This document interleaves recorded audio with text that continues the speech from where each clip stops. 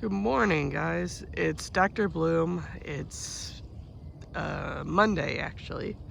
And I'm here at Little Diamond Island, which is an island in Casco Bay off of the coast of Portland. My wife's family has a cottage there, and so I thought this was a good place to do one of my little videos for you.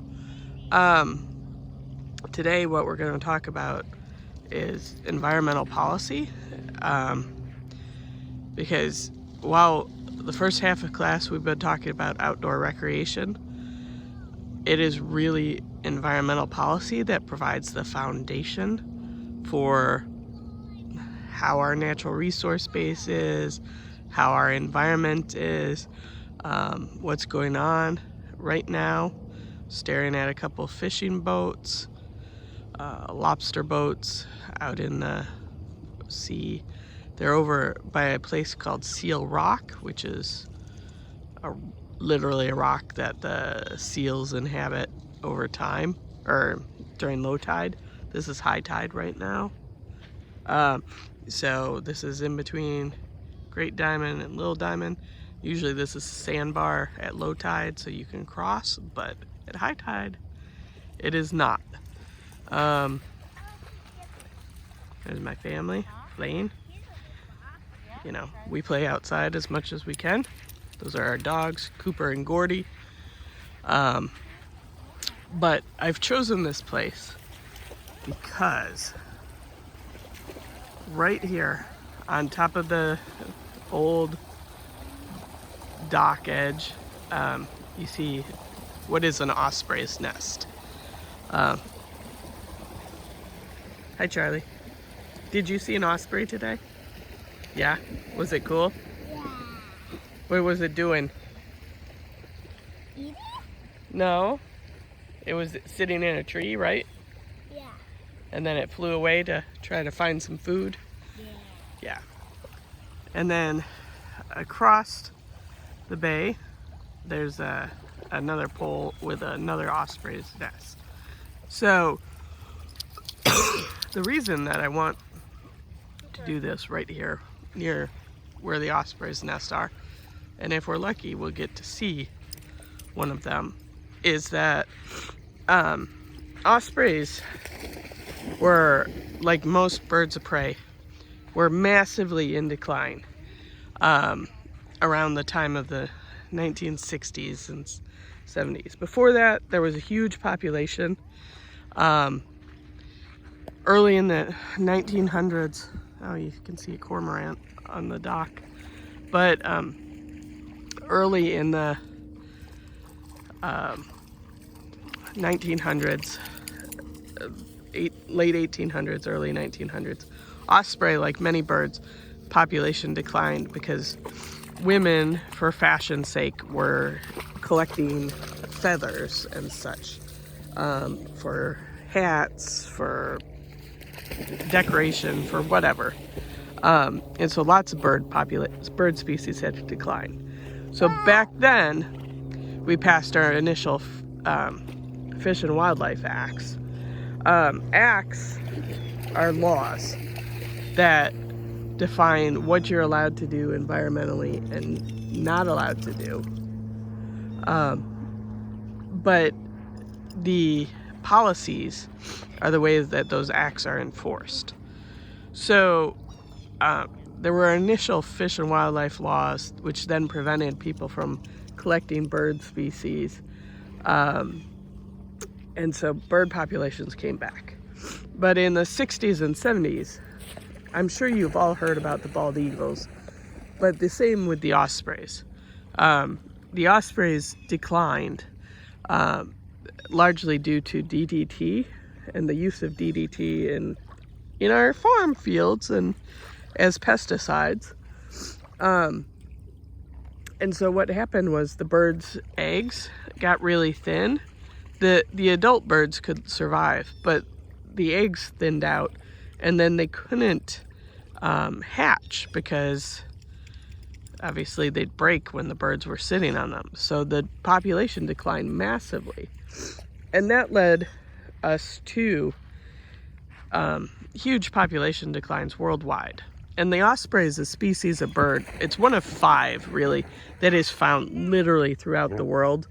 The only continent it's not on is Antarctica. It's a little bit in Australia and New Zealand. It's literally throughout the world. It's one of the coolest birds. It's also called a fishhawk or a seahawk. So you've been able to see them lots. But so the Endangered Species Act came into being in 1973. And what it did was it created a system whereby different levels, oh look, there's a hermit crab in there. See it moving?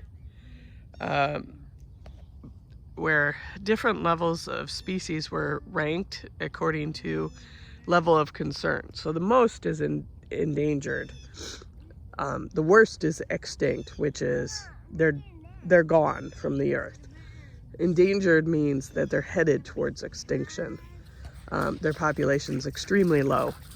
And then there's other rankings, and they go down to least of concern. Right now, the osprey's least of concern because its population's been able to rebound. People have built artificial nests or put up poles and platforms which allowed ospreys to build nests. Ospreys nest naturally wherever they can, usually at a higher peak along the shore, because they are solely fish hawks. 99% of their diet's fish. So ospreys are now least of concern. But that happened because people put the ranking on them and then were able to pass laws, get rid of DDT in the environment, stop using pesticides and chemicals that were not beneficial to them, and on and on. So you have that, and so the population rebounded. There's 2 other species that are incredibly important that are within the Endangered Species Act or have rebounded because of that. One is the right whales. The right whales are incredibly endangered right now. There's less than 400 of them in terms of their population, and they occur in our waters. The main problem by which they are harmed are ship strikes and entanglements. So those are all people-caused things. Ship strikes are when the ship literally hits the whale, okay? Obviously that probably causes instant death or close to instant death. You know, propellers hit whales and dolphins a lot, so it's not a propeller hit, it's a direct hit to, like, usually the head.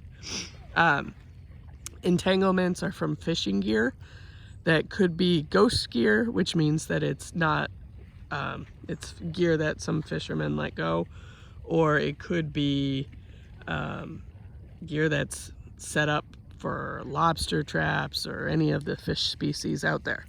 So we've got right whales, which are incredibly endangered. And then I'm sure you've all heard about the seals and the sharks on Cape Cod. That's actually a success story. I know it may pain some of your families, but it definitely doesn't pain me. Because before 1973, seals had basically been exterminated from our waters. There were bounties on them from fishermen. So for $5 a seal nose, the government would give them money.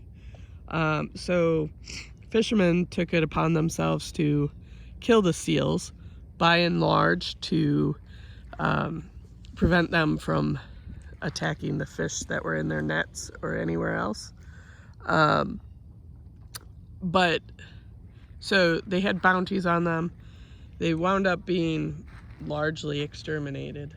They were almost extinct in our waters, the gray and the other seal species that we have.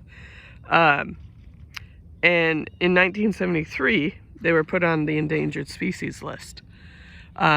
Since that time, they've remained on the list to some extent.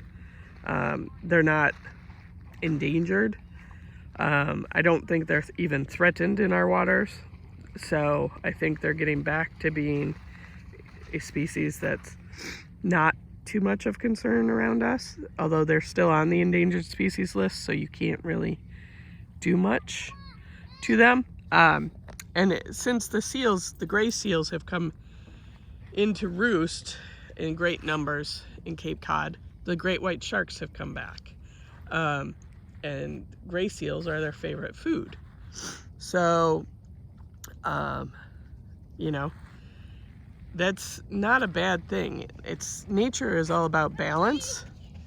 And so, like... What? Oh, thank you for that rock. Look how color is it? It's beautiful. See the rock Charlie gave me?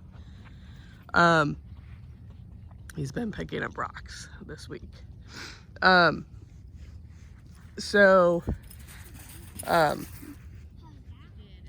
sharks have come back, and it's all about balance. Balance is the best thing about nature. Like, you need predators and you need prey. And when you take one of those out of the picture, then you wind up with a population imbalance. So say we got rid of the sharks, what would happen with the seals?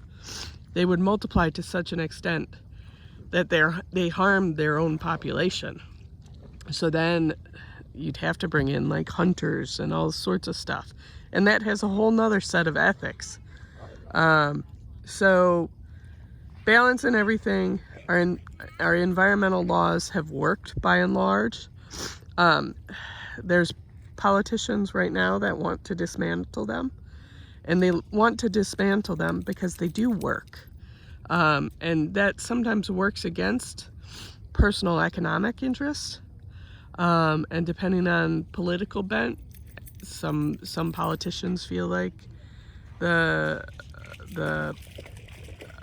economics trumps everything. But for many of us, you know, endangered species and wildlife is important.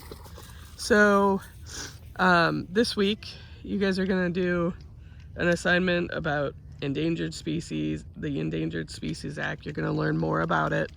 And then you're going to learn some more about different environmental and natural resource laws, including NEPA, which is the National Environmental Policy Act, which defines how planning of our natural resources is done.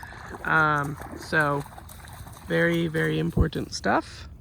And anyway, we'll be talking soon, but we'll leave you with that. So take it easy. Bye.